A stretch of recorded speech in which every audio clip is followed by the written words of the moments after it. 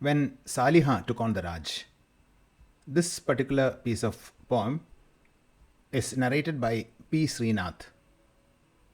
And in this poem, he talks about Demathi Dei Sabar and her friends who took on the gun toting British officers with lathis in a village called Saliha.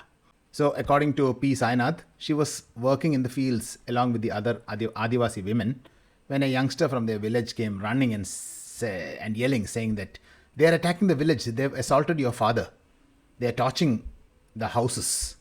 And they were supposed to be the British armed police who had cracked down on the village, seen to be defiant people of the Raj. So they were sort of obstructing the Raj, the British Raj. In fact, many of the villages had been razed, burned down, their grains were looted, and these rebels were being shown their place. Demathi Dei Sabar, this Adivasi from the Sabar tribe, she raced back to Saliha with 40 other women.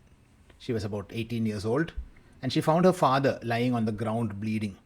He had a bullet in his leg. And then she started attacking the officer. These 40 other women joined her.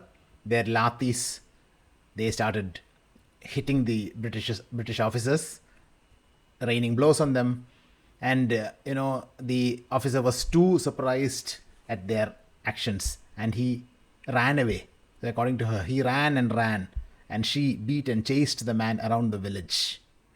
Afterwards, she picked up her father, took him away from the spot, but of course, he was arrested later. Demathi Dei Sabar is known as Saliha, after the village Saliha. She became a freedom fighter, celebrated for having taken on an armed British officer with a lathi. Of course, she says that she would have definitely fought because they were attacking her father. And it was at that time when she was just 16 years old, and the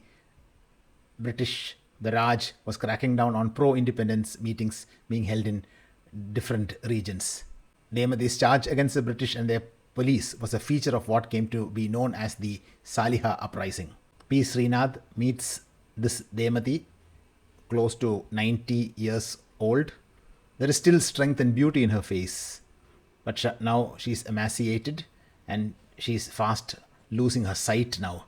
Those days she must have probably been beautiful, tall, strong, and that officer must have had a tough time with Demathi wielding the lathi. Her incredible courage, though unrewarded outside her village, was sort of, largely forgotten. All that she had was a multicolored official certificate authenticating her heroism. This was the only possession that she had. Now that whole region is dominated by feudals who were collaborators of the Raj. They benefited more than the freedom that Saliha and her kin fought for. And after 1 year, when the journalist understood that Saliha had passed away, Demathi had passed away. So this is a tribute to her for Demathi Sabar Saliha.